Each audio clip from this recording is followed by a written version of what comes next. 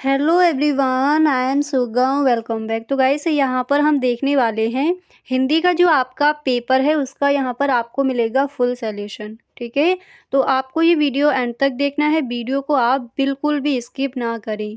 तो पहले जो हमारे 10 क्वेश्चन आते हैं पद्य और गद्य से उनको देखते हैं खंड का में। ठीक है, तो क्वेश्चन यहाँ पर है कि सरस्वती पत्रिका के संपादक रहे हैं तो कौन रहे हैं? डॉक्टर संपूर्णानंद या फिर महावीर प्रसाद द्विवेदी या फिर वासुदेव शरण अग्रवाल या फिर अगेजी। तो यहाँ पर जो आपका सेकंड नंबर पर ऑप्शन है महावीर प्रसाद द्विवेदी, यही हो जाएगा आपका राइट ऑप्शन। गैस वीडियो को आपको इस तरह से देखना है कि जो भी आपके यहाँ पर ये बताया जाए, जो भी आपके क्वेश्चन है उनके जो आंसर है यहीं पर आपको याद हो जाए। तो सरस्वती पत्रिका के संपादक कौन है? महावीर प्रसाद द्विवेदी। ठीक है, यहाँ पर आपको ऑप्शन क्या मिले? डॉक्टर संपूर्णानंद, वासुदेव शरण अग्रवाल, अगेजी। तो सेकंड नंबर पर जो ऑप्शन है यही हो जाएगा आपका राइट ऑप्शन। इसी के साथ सेकंड यहाँ पर दिया गया है कि आनंद कादम्बिनी के संपादक हैं तो कौन है? बद्री नारायण चौधरी प्रेमघन या फिर भारतेंदु हरिश्चंद्र हैं या फिर गुलाब राय हैं। इसके बाद नेक्स्ट यहाँ पर दिए गए हैं प्रेमचंद्र। तो आनंद कादम्बिनी के जो संपादक हैं वो कौन हो जाएंगे? यहाँ पर जो आपका ए नंबर पर ऑप्शन है बद्री नारायण चौधरी प्रेमघन, यही हो जाएगा आपका राइट ऑप्शन। ठीक है, ऑप्शन क्या क्या दिए गए थे? भारतेंदु हरिश्चंद्र तीसरे नंबर पर यहाँ पर थे, गुलाब राय एंड 4 नंबर पर हैं प्रेमचंद्र। तो आनंद कादम्बिनी के संपादक कौन हो जाएंगे? बद्री नारायण चौधरी प्रेमघन। यहाँ पर जो फर्स्ट नंबर पर आपका ऑप्शन है यही हो जाएगा राइट ऑप्शन। इसी तरह से गाइस आप देख सकते हो नेक्स्ट यहाँ पर है कि भारतेंदु युग की पत्रिका नहीं है। तो भारतेंदु युग की जो पत्रिका है वो कौन सी नहीं है? पहले यहाँ पर जो आपकी ऑप्शन है उसको देखते हैं। तो ए नंबर पर ऑप्शन दिया गया है, यहाँ पर आपका ऑप्शन है आ नंबर पर आनंद कादम्बिनी, बी नंबर पर खा नंबर पर ऑप्शन है हरिश्चंद्र चंद्रिका। इसी तरह से गा नंबर पर है सरस्वती एंड नेक्स्ट यहाँ पर है ब्राह्मण। तो भारतेंदु युग की पत्रिका नहीं है, तो यहाँ पर जो आपका तीसरे नंबर पर ऑप्शन है सरस्वती, यही हो जाएगा आपका राइट ऑप्शन। क्लियर?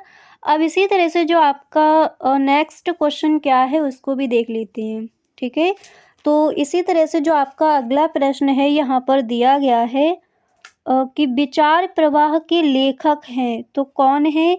ए नंबर पर ऑप्शन है महावीर प्रसाद द्विवेदी, बी नंबर पर हैं भारतेंदु हरिश्चंद्र, इसी तरह से सी नंबर पर हैं हजारी प्रसाद द्विवेदी एंड नेक्स्ट हैं प्रताप नारायण मिश्र। तो विचार प्रवाह के जो लेखक हैं तो यहाँ पर जो आपका तीसरे नंबर पर जो ऑप्शन है यानी हजारी प्रसाद द्विवेदी, यही हो जाएगा आपका राइट ऑप्शन। तो विचार प्रवाह के जो लेखक हैं वो कौन हो जाएंगे? हजारी प्रसाद द्विवेदी।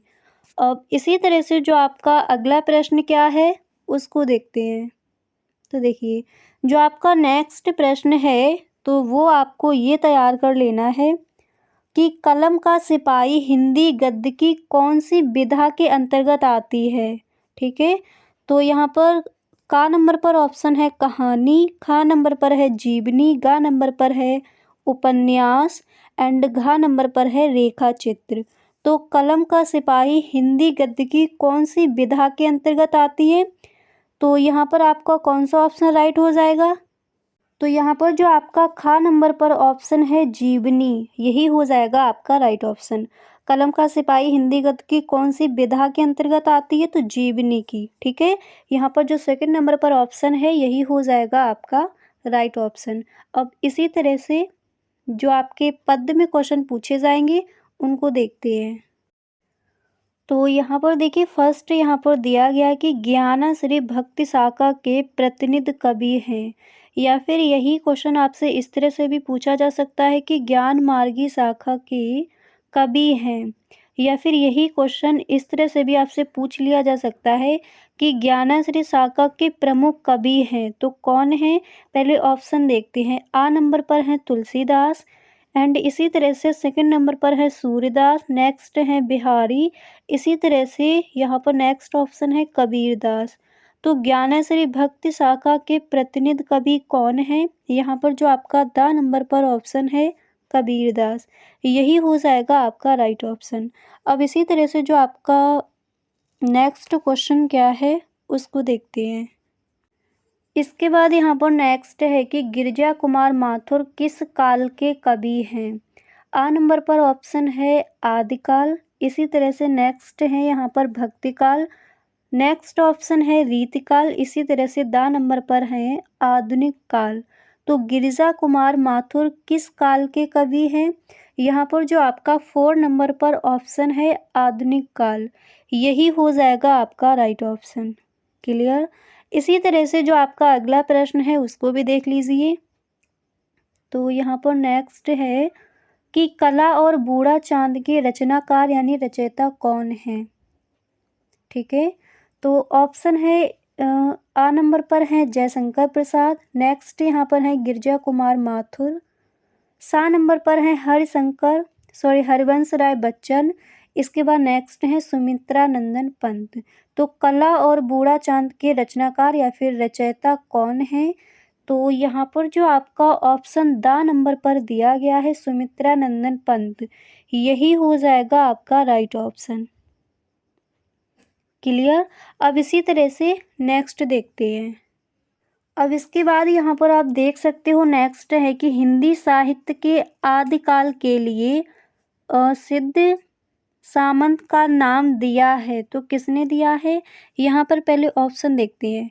तो आ नंबर पर है राहुल सांकृत्यायन ने, बा नंबर पर है रामचंद्र शुक्ल ने, इसी तरह से सा नंबर पर ऑप्शन है राम कुमार वर्मा ने एंड नेक्स्ट है डॉक्टर नगेंद्र ने। तो हिंदी साहित्य के आदिकाल के लिए सिद्ध सामंत का नाम दिया है, तो किसने दिया है? यहाँ पर जो आपका ऑप्शन आ नंबर पर दिया गया है यही हो जाएगा आपका राइट ऑप्शन। तो यहाँ पर ए नंबर पर है राहुल सांकृत्यायन, यही हो जाएगा आपका राइट ऑप्शन। इसी तरह से नेक्स्ट एक और देख लेते हैं। तो अगला प्रश्न है कि लहर के रचनाकार हैं, ये क्वेश्चन आपका कई बार पूछा भी गया है बोर्ड एग्जाम में। तो लहर के रचनाकार कौन है? पहले ऑप्शन देखते हैं। ए नंबर पर है जयशंकर प्रसाद, बी नंबर पर है गिरिजा कुमार माथुर, इसी तरह से सी नंबर पर है हरिवंश राय बच्चन एंड नेक्स्ट है डी नंबर पर सुमित्रा नंदन पंत। तो लहर के जो रचनाकार हैं वो हो जाएंगे जयशंकर प्रसाद। ठीक है, यानी आ नंबर पर जो आपका ऑप्शन है वही हो जाएगा आपका राइट ऑप्शन। अब ये देखिए खंड का में जो आपके 10 क्वेश्चन आते हैं पद्य और गद्य से वो हो गए। इसके बाद आपका अगला प्रश्न आएगा। इसके बाद गाइस आपका नेक्स्ट क्वेश्चन दिया जाता है तीसरा प्रश्न कि दिए गए गद्यांश पर आधारित निम्नलिखित प्रश्नों के उत्तर दीजिए। यानी आपको एक गद्यांश दे दिया जाएगा किसी भी चैप्टर से, फिर उससे रिलेटेड आपके क्वेश्चन आएंगे। फर्स्ट प्रश्न होता है उसका आपको संदर्भ लिखना है, यानी पाठ और लेखक का नाम, एंड सेकंड क्वेश्चन होता है उसके रेखांकित अंश की व्याख्या। ठीक है, तो पहले हम वो देखें कि इस बार जो आपका जीवन परिचय यानी साहित्यिक परिचय पूछा जाता है तो किनका आप याद करोगे, कौन कौन। तो यहाँ पर देखिए आपका जो क्वेश्चन आता है वो इस तरह से दिया जाएगा। पहले देखिए तीसरा क्वेश्चन आपका आएगा कि दिए गए गद्यांश पर आधारित निम्नलिखित प्रश्नों के उत्तर दीजिए। जिस तरह से आपका गद्य में पूछा जाता है उसी तरह से पद्य में भी दिया जाता है कि दिए गए पद्यांश पर आधारित। तो जो भी आपके चैप्टर्स हैं गद्य और पद्य में वो सारे चैप्टर्स आपको ध्यान से पढ़ने हैं। ठीक है, इसके बाद पांचवा प्रश्न आपका आएगा कि निम्नलिखित में से किसी एक लेखक का साहित्यिक परिचय या फिर जीवन परिचय भी पूछ लिया जा सकता है और उनकी जो रचनाएं हैं उनका आपको उल्लेख करना है। तो गाइस गद्य में आप वासुदेव शरण अग्रवाल, डॉक्टर हजारी प्रसाद द्विवेदी एंड हरशंकर परसाई जी का आप याद कर लोगे गद्य में।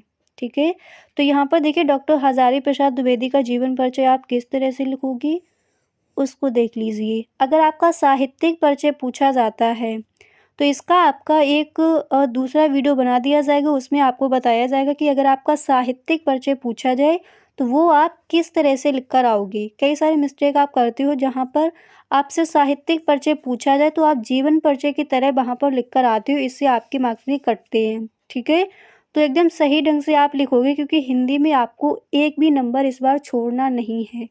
तो गाइस यहाँ पर पहले हम देखेंगे कि डॉक्टर हजारी प्रसाद द्विवेदी का आप जीवन परिचय किस तरह से लिख कर आओगे। तो गाइस यहाँ पर देखिए, पहले हम देखेंगे कि कन्हैयालाल मिश्र प्रभाकर का अगर आपका जीवन परिचय पूछा जाए तो आप किस तरह से वहाँ पर लिख कर आओगे, ठीक है। तो गाइस अगर आपका जीवन परिचय पूछा जाता है तो यहाँ पर आप हेडिंग डालोगे जीवन परिचय। अगर आपका साहित्यिक परिचय पूछा जाए, मान लीजिए कन्हैयालाल मिश्र का जैसे आपका बोर्ड एग्जाम में साहित्यिक परिचय पूछ लिया जाए, तो आपको यहाँ पर पहले एक ब्रैकेट बना देना है ऊपर, उसमें लिख देना है। सबसे पहले आप हेडिंग डालोगे कन्हैयालाल मिश्र प्रभाकर, यानी जिस कवि का या फिर लेखक का आप लिखते हो, सबसे पहले आपको उनकी हेडिंग डालनी है। उसके बाद आपको एक ब्रैकेट बनाना है, उसमें इनका जन्म कहाँ हुआ, शिक्षा क्या है, भाषा शैली क्या है, साहित्य में स्थान, यानी जो इनके मेन पॉइंट हैं वो आपको लिखने हैं। इसके बाद नीचे आप बड़ी सी हेडिंग डालोगे साहित्यिक परिचय, और फिर साहित्य में इन्होंने क्या क्या किया है वो आपको लिखना है। इस तरह से आप साहित्यिक परिचय लिख कर आओगी। अगर आपसे जीवन परिचय पूछा जाता है तो पहले आप जिस कवि या लेखक का लिखते हो उनका नेम डालोगी। उसके बाद सेकंड हेडिंग आपको डाली है जीवन परिचय, ठीक है। और जिस तरह से हम जीवन परिचय लिखते हैं उस तरह से पूरा आपको लिख कर आना है, ठीक है। तो कन्हैयालाल मिश्र प्रभाकर का आप इस तरह से लिखोगे, कन्हैयालाल मिश्र प्रभाकर का जन्म सन 1904 ईस्वी में देवबंद सहारनपुर के एक साधारण ब्राह्मण परिवार में हुआ था। इनके पिता का नाम पंडित रमादत्त मिश्र था। वे कर्मकांडी ब्राह्मण थे। प्रभाकर जी आरंभिक शिक्षा ठीक प्रकार से नहीं हो पाई क्योंकि इनके घर की आर्थिक स्थिति अच्छी नहीं थी। इन्होंने कुछ समय तक खुर्जा के संस्कृत पाठशाला में शिक्षा प्राप्त की। वहाँ पर राष्ट्रीय नेता आसफ अली का व्याख्यान सुनकर ये इतने अधिक प्रभावित हुए कि परीक्षा बीच में ही छोड़कर चले आए और राष्ट्रीय आंदोलन में कूद पड़े। तत्पश्चात इन्होंने अपना शेष जीवन राष्ट्र सेवा के लिए अर्पित कर दिया। सन 1930 से 1932 ईस्वी तक और सन 1942 ईस्वी में ये जेल में रहे। इसके बाद आपको लिखना है कि इसके बाद यहाँ पर आप लिखोगे इस अवधि में इनका संपर्क राष्ट्र के महान नेताओं से हुआ। भारत में स्वतंत्र होने के बाद इन्होंने स्वयं को पत्रकारिता में लगा दिया। लेखन के अतिरिक्त अपने व्यक्ति स्नेह और संपर्क से भी इन्होंने हिंदी के अनेक नए लेखकों को प्रेरित और प्रोत्साहित किया। 9 मई सन 1995 ईस्वी को इस महान साहित्यकार का निधन हो गया। तो अगर आपका जीवन परिचय पूछा जाता है तो आप इस तरह से लिख कर आओगे। इसके बाद यहाँ पर सेकंड हेडिंग आपको डाली है साहित्यिक परिचय, ठीक है। फिर साहित्य में इन्होंने क्या क्या किया है वो वहाँ पर आपको बताना है।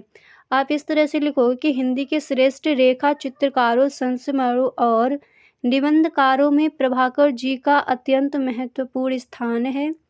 इनकी रचनाओं में कलागत आत्मपरकता, चित्रात्मकता और संस्मरणात्मकता को ही प्रमुखता प्राप्त हुई है। पत्रकारिता के क्षेत्र में प्रभाकर जी को अभूतपूर्व सफलता मिली। पत्रकारिता को इन्होंने स्वार्थ सिद्ध का साधन नहीं बनाया, वरन उसका उपयोग उच्च मानवीय मूल्यों की स्थापना में ही किया। इसके बाद आप लिखोगे कि स्वतंत्रता आंदोलन के दिनों में इन्होंने स्वतंत्रता सेनानियों के अनेक मार्मिक संस्मरण लिखे। इन संस्मरणों में भारत के स्वाधीनता संग्राम का इतिहास स्पष्ट हुआ और इनके युगीन परिस्थितियों और समस्याओं का सजीव चित्रण भी हुआ। इस प्रकार संस्मरण, रिपोर्टाज और पत्रकारिता के क्षेत्र में प्रभाकर जी की सेवाएं चिर स्मरणीय हैं। इसके बाद नेक्स्ट हेडिंग आप डालोगे कृतियाँ।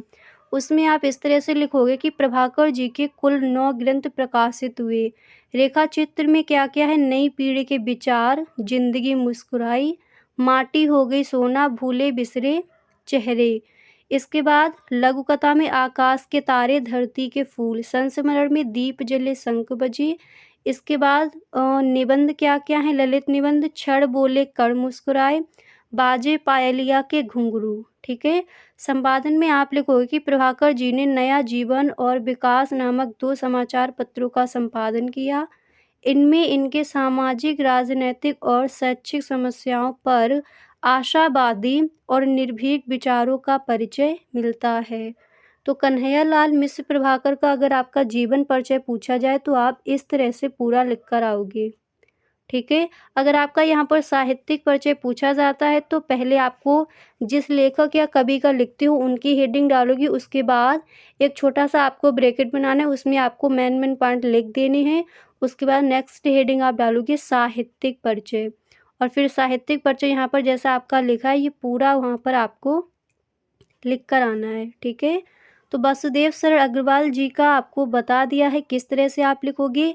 यहाँ पर आपने देखा कन्हैयालाल मिश्र प्रभाकर का एक आपका वीडियो बन चुका है, उसमें वासुदेव शरण अग्रवाल जी का आप किस तरह से लिखोगे वहाँ पर आपको बताया है। अगर आपने वो वीडियो नहीं देखा है तो डिस्क्रिप्शन बॉक्स में लिंक गिवन है, वहाँ से आप वो देख सकते हो।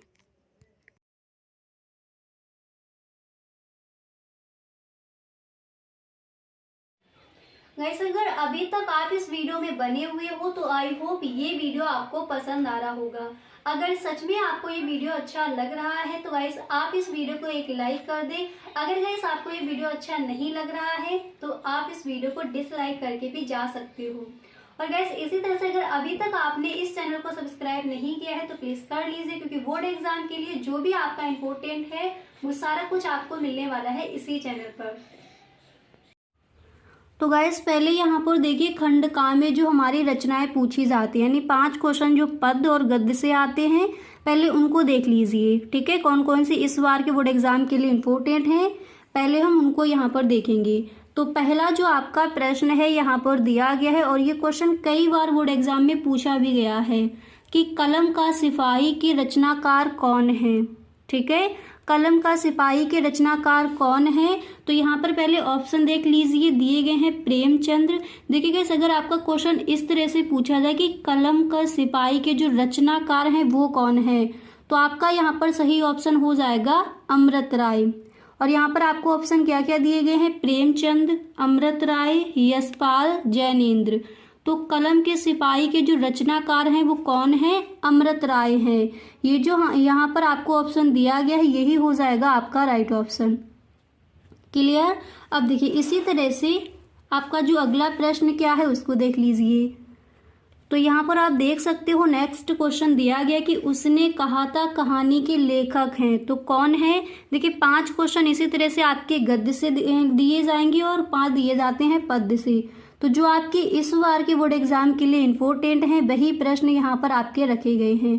पूरा जो आपका पेपर है उसका फुल सॉल्यूशन यहाँ पर आपको दिया जाएगा। तो उसने कहा था कहानी के लेखक हैं कौन है, चंद्रधर शर्मा गुलेरी या फिर जयशंकर प्रसाद, एंड नेक्स्ट है महावीर प्रसाद द्विवेदी। इसके बाद नेक्स्ट यहाँ पर है भारतेंदु हरिश्चंद्र। तो उसने कहा था कहानी के जो लेखक हैं वो कौन हो जाएंगे, चंद्रधर शर्मा गुलेरी, ठीक है। यहाँ पर जो फर्स्ट वाला ऑप्शन है यही हो जाएगा आपका राइट ऑप्शन। अब इसी तरह से जो आपका अगला प्रश्न है, पहले यहाँ पर देखिए ये गद्य के आपके क्वेश्चन दिए गए हैं, इसी तरह से पद्य में भी जो आपके 5 क्वेश्चन आते हैं उनको भी यहाँ पर देखेंगे, ठीक है। तो आपको याद हो गया कलम के सिपाही के रचनाकार अगर पूछा जाए तो कौन हो जाएंगे, अमृत राय। इसी तरह से उसने कहा था कहानी के जो लेखक हैं वो कौन है, चंद्रधर शर्मा गुलेरी, ठीक है। अब इसी तरह से जो आपका अगला प्रश्न क्या है उसको भी देख लीजिए। तो आप देख सकते हो नेक्स्ट क्वेश्चन यहाँ पर है कि चिंतामणि निबंध के लेखक हैं कौन है, महावीर प्रसाद द्विवेदी, भारतेंदु हरिश्चंद्र, हजारी प्रसाद द्विवेदी या फिर रामचंद्र शुक्ल। तो चिंतामणि निबंध के जो लेखक हैं वो हो जाएंगे रामचंद्र शुक्ल, ठीक है। जो आपका ऑप्शन नंबर 4 दिया गया है यही हो जाएगा आपका राइट ऑप्शन। तो गाइस यहाँ पर जो भी आपको ये प्रश्न दिए जाए इनको याद कर लीजिए। कलम के सिपाही के रचनाकार कौन है, अमृत राय, याद हो गया। इसी तरह से नेक्स्ट है उसने कहा था कहानी के लेखक कौन है, चंद्रधर शर्मा गुलेरी। चिंतामणि निबंध संग्रह के लेखक कौन है, रामचंद्र शुक्ल, ये आपको पता ही होगा, ठीक है। तो चिंतामणि निबंध के जो लेखक हैं वो हो जाएंगे रामचंद्र शुक्ल। ऑप्शन में दिए गए थे महावीर प्रसाद द्विवेदी, भारतेंदु हरिश्चंद्र, हजारी प्रसाद द्विवेदी। तो ऑप्शन यहाँ पर जो आपका 4 नंबर पर है यही हो जाएगा आपका राइट ऑप्शन। क्लियर। अब इसी तरह से यहाँ पर जो आपका क्वेश्चन नंबर 4 क्या है उसको भी देख लीजिए। तो यहाँ पर आप देख सकते हो जो आपका नेक्स्ट जो प्रश्न है यहाँ पर दिया गया है। देखिए प्रश्न को पढ़िए कि हिंदी नई चाल में ढली यह कथन किस लेखक का है। क्वेश्चन आपका ये कई बार पूछा गया है। तो हिंदी नई चाल में ढली यह कथन किस लेखक का है? बाल कृष्ण भट्ट या फिर बद्री नारायण चौधरी प्रेमघन। एंड यहाँ पर तीसरे नंबर पर है भारतेंदु हरिश्चंद्र। चौथे नंबर पर दिए गए हैं महावीर प्रसाद द्विवेदी। तो हिंदी नई चाल में ढली यह कथन किस लेखक का है? किसका है? भारतेंदु हरिश्चंद्र का। ठीक है, तो यहाँ पर जो आपका ऑप्शन नंबर 3 दिया गया है यही हो जाएगा आपका राइट ऑप्शन। क्लियर। अब इसी तरह से यहाँ पर जो आपका 5वां क्वेश्चन क्या है उसको भी देख लीजिए। तो देखिए 5वां प्रश्न आपका यहाँ पर दिया गया है कि आचरण की सभ्यता निबंध के लेखक कौन है। तो पहले यहाँ पर ऑप्शन देख लीजिए। ऑप्शन क्या क्या दिए गए हैं। फर्स्ट नंबर पर है रामचंद्र शुक्ल, सेकेंड नंबर पर है महावीर प्रसाद द्विवेदी, इसी तरह से तीसरे नंबर पर है सरदार पूर्ण सिंह या फिर अध्यापक पूर्ण सिंह, एंड चौथे नंबर पर है संपूर्णानंद। तो आचरण की सभ्यता निबंध के जो लेखक हैं वो हो जाएंगे अध्यापक पूर्ण सिंह। यहाँ पर जो ऑप्शन नंबर आपका 3 है यही हो जाएगा आपका राइट ऑप्शन। अब देखिए खंड का में जो आपके गद्य से जो क्वेश्चन आते हैं तो कौन कौन से आपके इम्पोर्टेंट हैं वो यहाँ पर आपने देख लिए। अब इसी तरह से आपके पद में कौन कौन से क्वेश्चन इम्पोर्टेंट है जो आपकी ये रचनाएं पूछी जाती हैं उनको देख लीजिए। तो यहाँ पर आप देख सकते हो जो आपका पहला जो प्रश्न है यहाँ पर क्या दिया गया है। ठीक है, अब दूसरे का यहाँ पर देखिए खा, यहाँ पर आपको खा डाल लेना है। ओके, तो दूसरे का खा में यहाँ पर आप देख सकते हो, सॉरी यहाँ पर आपको का ही डालना है, दूसरे का वो हो जाएगा आपका फर्स्ट का। तो यहाँ पर प्रश्न है कि प्रिय प्रवास के रचयिता हैं तो कौन है। पहले यहाँ पर ऑप्शन देख लेते हैं, उसके बाद जो आपका राइट ऑप्शन होगा वो यहाँ पर आपको बता दिया जाएगा। तो फर्स्ट नंबर पर है अयोध्या सिंह उपाध्याय हरिऔध, सेकंड नंबर पर है मैथिली शरण गुप्त, इसी तरह से तीसरे नंबर पर है सिया राम शरण गुप्त, एंड चौथे नंबर पर है जयशंकर प्रसाद। तो प्रिय प्रवास के जो रचयिता हैं वो कौन हो जाएंगे? अयोध्या सिंह उपाध्याय हरिऔध। यहाँ पर जो आपका ऑप्शन नंबर 1 है पहले नंबर पर जो दिए गए हैं यही हो जाएगा आपका राइट ऑप्शन। तो प्रिय प्रवास के रचयिता कौन है? अयोध्या सिंह उपाध्याय। आचरण की सभ्यता निबंध के लेखक कौन है? अध्यापक पूर्ण सिंह या फिर सरदार पूर्ण सिंह। हिंदी नई चाल में ढली यह कथन किस लेखक का है? भारतेंदु हरिश्चंद्र का। चिंतामण निबंध के लेखक कौन है? आपको पता है रामचंद्र शुक्ल। उसने कहा था कहानी के लेखक कौन हो जाएंगे? चंद्रधर शर्मा गुलेरी। कलम का सिपाही के अगर रचनाकार पूछे जाएं तो सही ऑप्शन क्या हो जाएगा? अमृत राय। आई होप ये आपको याद भी हो गए होंगे। अब इसी तरह से पद में देख लीजिए जो आपका नेक्स्ट क्वेश्चन है वो क्या दिया गया है।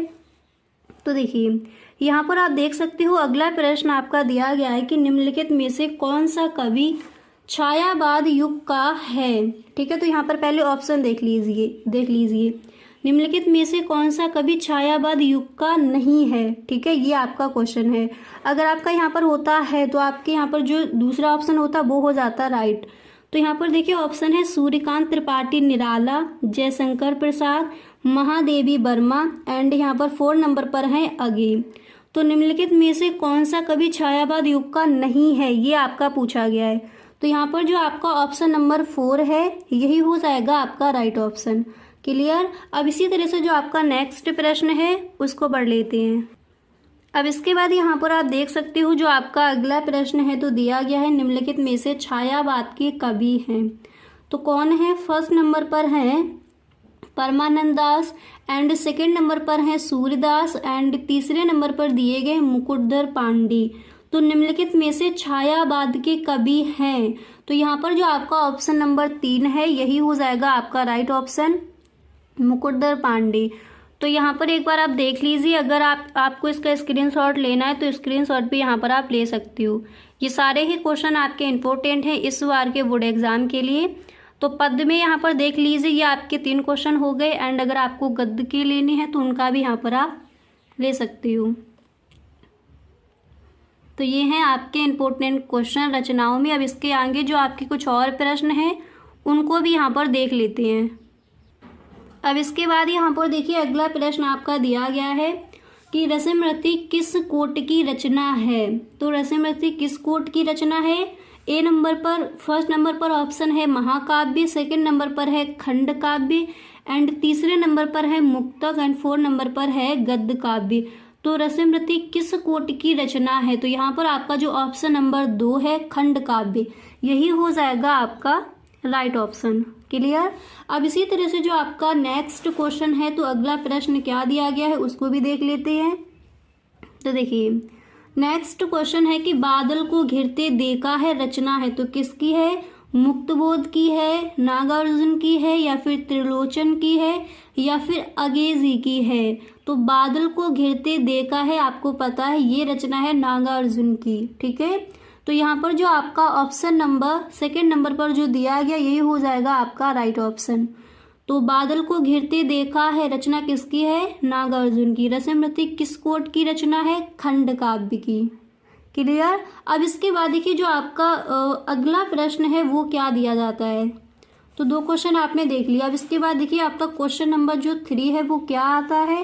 नेक्स्ट प्रश्न आपका पूछा जाता है कि दिए गए गद्यांश पर आधारित निम्नलिखित प्रश्नों के उत्तर दीजिए। यानी किसी भी चैप्टर से आपका एक गद्यांश रख दिया जाएगा, फिर उससे रिलेटेड आपके कुछ क्वेश्चंस होंगे, उनके आंसर आपको देने पड़ेंगे। ठीक है, तो इस तरह से आपका तीसरा प्रश्न आएगा कि दिए गए गद्यांश पर आधारित निम्नलिखित प्रश्नों के उत्तर दीजिए।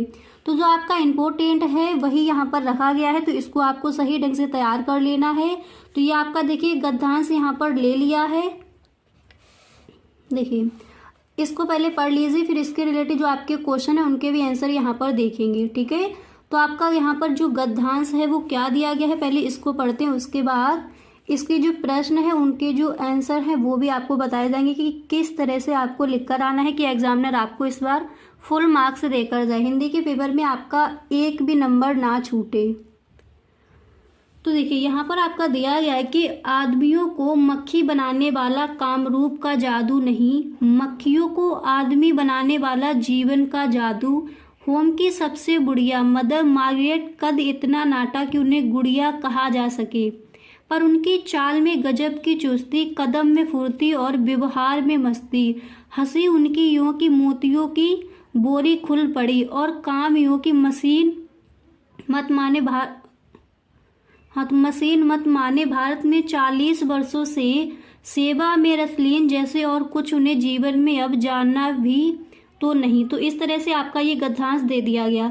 अब इसको पढ़ के आपको समझ आ गया होगा कि यह आपका कौन से चैप्टर से यहाँ पर लिया गया है। ठीक है, तो आपका जो चैप्टर किसने लिखा है, ये कन्हैयालाल मिश्र प्रभाकर इसके लेखक हैं।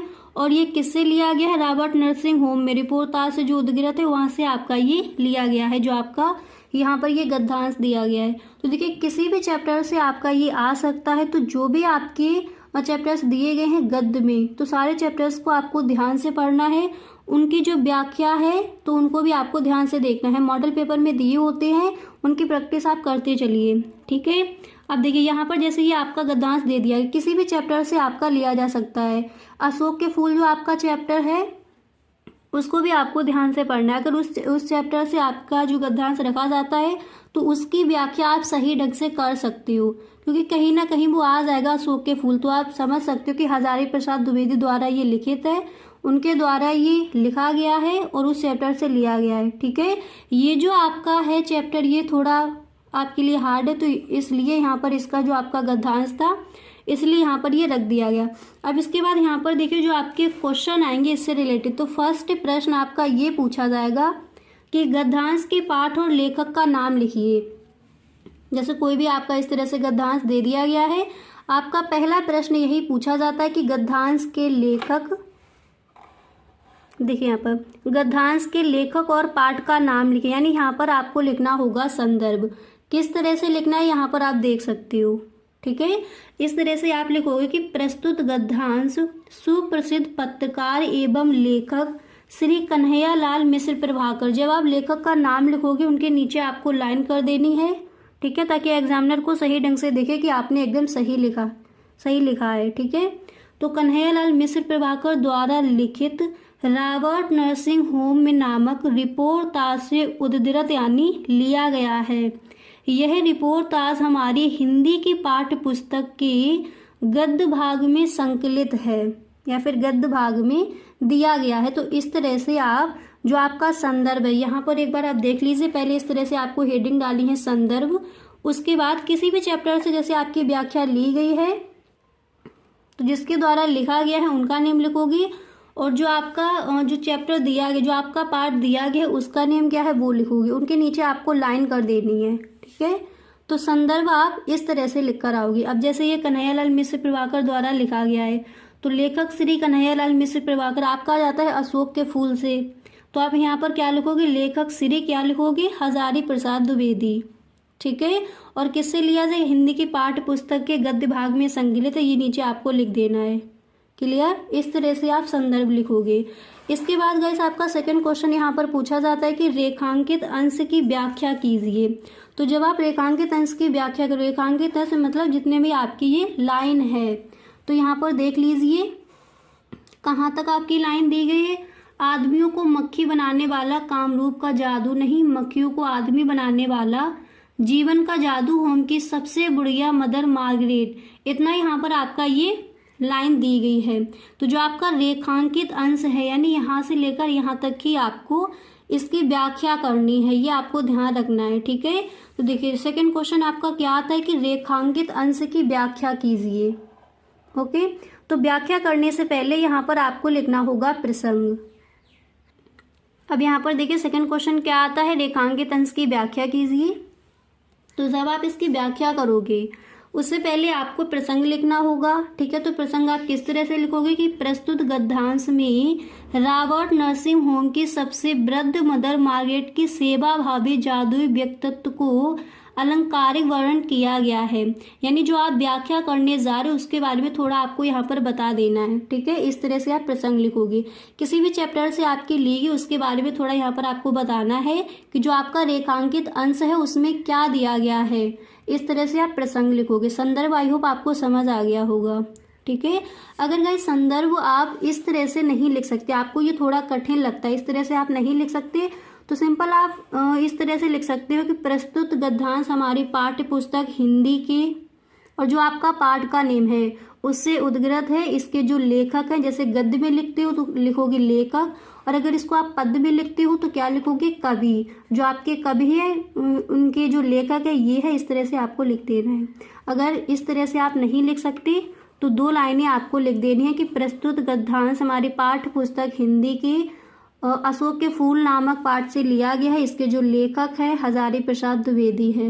अब जिस भी चैप्टर से आपका गद्यांश दिया गया हो तो उनका नेम यहाँ पर आप लिख सकते हो। क्लियर, इस तरह से।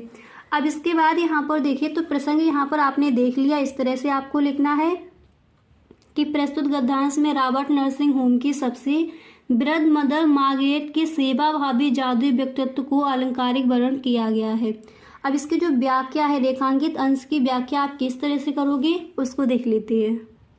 अब यहाँ पर देखिए रेखांकित अंश की जो व्याख्या है आप इस तरह से लिख कर आओगे कि लेखक कन्हैयालाल मिश्र प्रभाकर नर्सिंग होम की सबसे वृद्ध मदर मार्गरेट की जादुई व्यक्तित्व के प्रभाव का वर्णन करते हुए कहते हैं, पहले इस तरह से आप लिख दोगे, फिर आपको लिखना है कहते हैं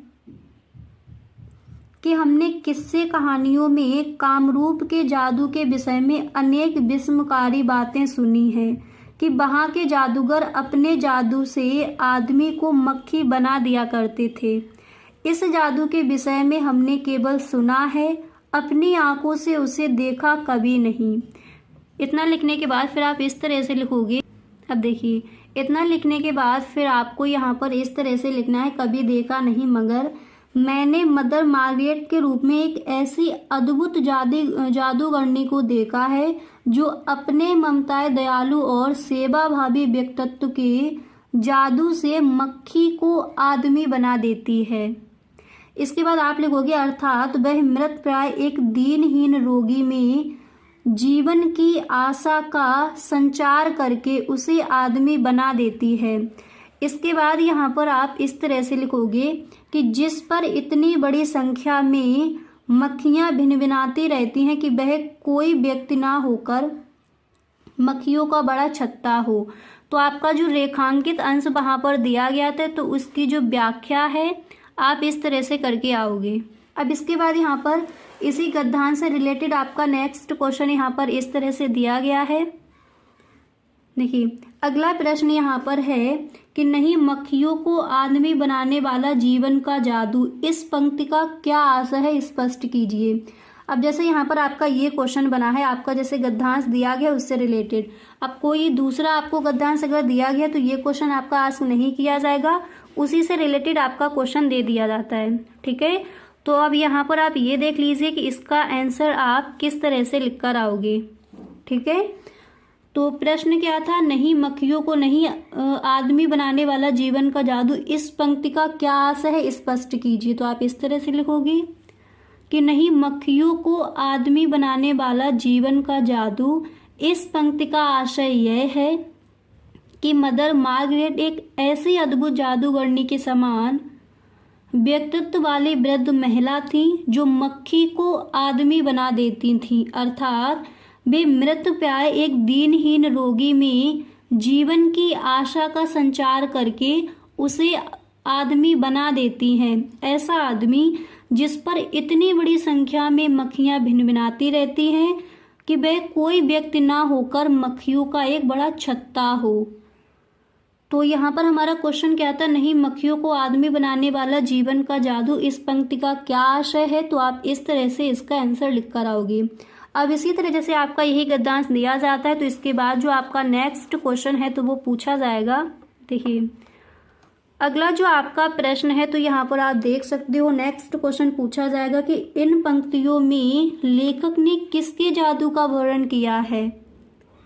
तो आप इस तरह से लिखोगे कि इन पंक्तियों में लेखक ने मदर मार्गरेट की रोगियों के प्रति उनके द्वारा की जाने वाली महान सेवा के जादू का वर्णन किया है। आप इस तरह से लिखोगे। अब इसके बाद जो आपका सेकंड क्वेश्चन है, सॉरी यहाँ पर जो आपका नेक्स्ट क्वेश्चन है वो क्या दिया गया है उसको देख लेते हैं। देखिए अब इसके बाद क्वेश्चन नंबर 4 आपका है कि दिए के पद्यांश पर आधारित निम्नलिखित प्रश्नों के उत्तर दीजिए। अब जिस तरह से आपका क्वेश्चन नंबर यहाँ पर देख सकते हो 3 आपका दिया गया था कि निम्नलिखित दिए गए गद्यांश पर, तो इस तरह से किसी भी चैप्टर से आपका ये गद्यांश उठा लिया जाता है, फिर आपको इससे रिलेटेड क्वेश्चन दिए जाते हैं। पहला प्रश्न क्या आता है आप देख चुके हो कि गद्यांश के पाठ और लेखक का नाम लिखिए। अब इसी तरह से यहाँ पर प्रश्न नंबर 4 आपका दिया जाएगा। तो जैसे यहाँ पर आपका ये गद्यांश दिया गया उसी तरह से पद में आपका एक पद्यांश दे दिया जाएगा। जो आपके चैप्टर्स हैं उनसे आपका एक पद्यांश दे दिया जाएगा, फिर उसकी आपको व्याख्या करनी है। पहला प्रश्न यही आएगा कि पद्यांश के पाठ और लेखक का नाम, यानी आपको संदर्भ लिखना है। उसके बाद क्वेश्चन आता है रेखांकित अंश की व्याख्या, फिर आपको उसकी व्याख्या करनी है। तो जो भी आपके चैप्टर्स दिए गए हैं पद्य में, तो सही ढंग से उन सबको आपको पढ़ना है। अगर हिंदी में आप पूरे के पूरे नंबर लाना चाहते हो तो मेहनत भी आपको उसी तरह से करनी पड़ेगी। तो क्वेश्चन नंबर 4 आपका ये आएगा। अब इसके बाद जो नेक्स्ट क्वेश्चन क्या आता है उसको देख लेते हैं। अब यहाँ पर देखिए इसके बाद नेक्स्ट आपका प्रश्न आएगा कि निम्नलिखित में से किसी एक लेखक का साहित्यिक परिचय देते हुए उनकी प्रमुख रचनाओं का उल्लेख कीजिए। यानी 5वां क्वेश्चन आपका ये आएगा। तो कौन कौन से इस बार के बोर्ड एग्जाम के लिए इम्पोर्टेंट हैं आपके साहित्यिक परिचय, कौन कौन से लेखक के आपको याद करने हैं उनको देख लीजिए। वासुदेव सरल अग्रवाल जी का आप याद कर लोगे। सेकंड आपको याद कर लेना है डॉक्टर हजारी प्रसाद द्विवेदी का। एंड नेक्स्ट आप याद कर लोगे हरिशंकर परसाई का। इतने आप याद करोगे अगर तो एक न एक आपका इसी में से फंस जाएगा। तो ये 3 आपको याद कर लेने हैं। क्वेश्चन इस तरह से पूछा जाएगा, निम्नलिखित में से किसी एक लेखक का साहित्यिक परिचय देते हुए उनकी प्रमुख रचनाओं का उल्लेख कीजिए। जैसे आपका गाइस साहित्यिक परिचय पूछा गया, मान लीजिए वासुदेव सरल अग्रवाल जी का आ गया और इनका जो साहित्यिक परिचय है वो क्या है वो आपको यहाँ पर बताना है। तो वो आपको यहाँ पर बताना है तो आप यहाँ पर किस तरह से लिख कर आओगे उसको देख लीजिए। देखिए जैसे आपका साहित्यिक परिचय पूछा गया तो सबसे पहले जिस लेखक का आप लिख रहे हो बड़ी सी आपको हेडिंग डाली है। जैसे वासुदेव सरल अग्रवाल जी का आ गया, इनका ही आपको लिखना है तो आप हेडिंग डालोगे वासुदेव सरल अग्रवाल। इसके बाद आपको नेक्स्ट हेडिंग डाली है साहित्यिक परिचय। कई सारे स्टूडेंट्स करते क्या है बोर्ड एग्जाम में, जैसे आपका इस तरह से क्वेश्चन आया निम्नलिखित में से किसी एक लेखक का साहित्यिक परिचय देते हुए उनकी प्रमुख रचनाओं का उल्लेख कीजिए। और हम क्या करते हैं, यहाँ पर जीवन परिचय हेडिंग डाल देते हैं, तो इससे एग्जामिनर हमारे जो नंबर है वो काट लेता है। तो आपको करना क्या है, यहाँ पर आपको डालना है साहित्यिक परिचय, और फिर साहित्य में इन्होंने क्या क्या किया है वो आपको बताना है। ठीक है, साहित्य में क्या क्या किया है वो बताना है। उसके बाद आपको भाषा शैली इनकी क्या है, रचनाएं क्या हैं, वो आपको लिख देनी है। ठीक है, इस तरह से आप साहित्यिक परिचय लिखकर आओगे। अब देखिए वासुदेव शरण अग्रवाल जी का साहित्यिक परिचय आपको किस तरह से लिखना है उसको देखते हैं।